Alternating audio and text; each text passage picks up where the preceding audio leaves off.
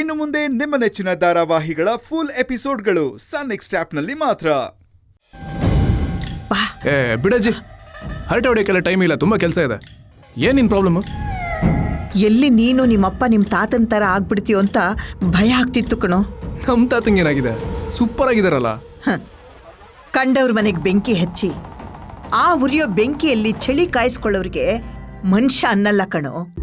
ತನ್ನ ಮನಸ್ಸಿನ ಸಂತೋಷಕ್ಕೆ ಇನ್ನೊಬ್ಬರ ಮನೆ ಹಾಳು ಮಾಡೋದು ಒಳ್ಳೇದಲ್ಲ, ಪಾಪ ಸುತ್ಕೊಳ್ಳುತ್ತೆ.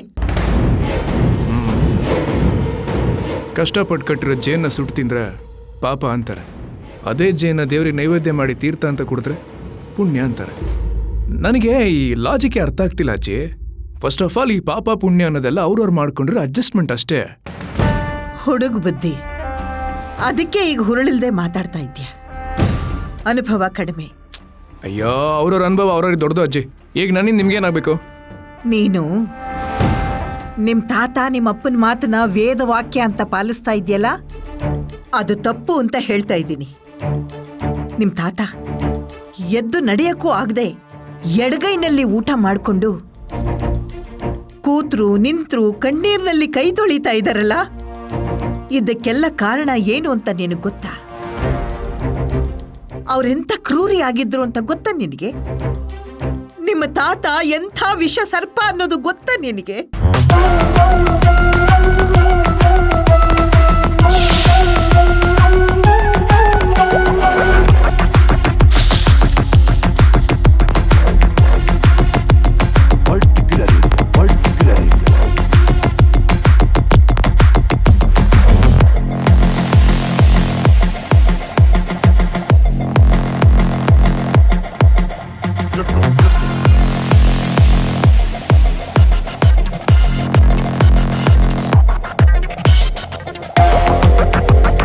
ಬುದ್ಧಿ ತಗೊಳ್ಳಿ ಬುದ್ಧಿ. ಎಳ್ನೀರ್ನ ಯಾರಾದರೂ ಚಂಬಲ್ ಕೊಡ್ತಾರೇನ? ನಿಮಗೆ ಬೇಕಾಗಿರೋದನ್ನ ಬೆರ್ಸ್ಕೊಟ್ಟಿದ್ದೀನಿ ಬುದ್ಧಿ. ಶಿಷ್ಯ ಅಂದ್ರೆ ನೀನೇ ಕಣ.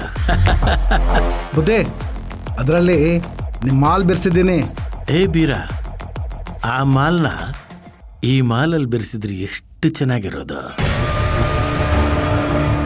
ಎರಡೂ ಕೈನಲ್ಲಿ ಎಳ್ನೀರು ಹಿಡ್ಕೊಂಡು ಕುಡಿಯೋಂಥ ಮಜಾನೇ ಬೇರೆ. ಆ ಮಾಲು ಈ ಚೊಂಬಲ್ ಸಿಗುತ್ತೇನ? ಕ್ಷಮಿಸಿ ಬುದ್ಧಿ, ಎಳ್ನೀರು ಕುಡಿಯೋದ್ರಲ್ಲಿ ನಿಮಗಿಂಥ ರಸಿಕತೆ ಇದೆ ಅಂತ ಗೊತ್ತಿರಲಿಲ್ಲ. ನೇನಾಗ ಹೇ ಮಾದ, ಬರ ಇಲ್ಲಿ. ಕಳೆ ಕಿತ್ತಾಯ್ತೇನೋ? ಇನ್ನೂ ಸ್ವಲ್ಪ ಐತೆ ಬುದ್ಧಿ. ಅದಿರ್ಲಿ, ಆಮೇಲೆ ಕಿತ್ಕೊಂಡ್ರಾಯ್ತು. ಸಿಟಿಗೆ ಹೋಗಿ ರಾಮಸ್ವಾಮಿ ಹತ್ರ ನಾ ಹೇಳ್ದೆ ಅಂತ ಹೇಳಿ 20,000 ರೂಪಾಯಿ ದುಡ್ಡು ಇಸ್ಕೊಂಡ್ ಬಾ. ಆ ಬುದ್ಧಿ, ಸರಿ ಬುದ್ಧಿ. ಕಮಲೆ, ಓಸಿ ಸಿಟಿ ಕಡೆ ಹೋಗ್ಬಿಡ್ತೀನಿ ಕಮ್ಮಿ. ಸರಿ ಆಯ್ತು.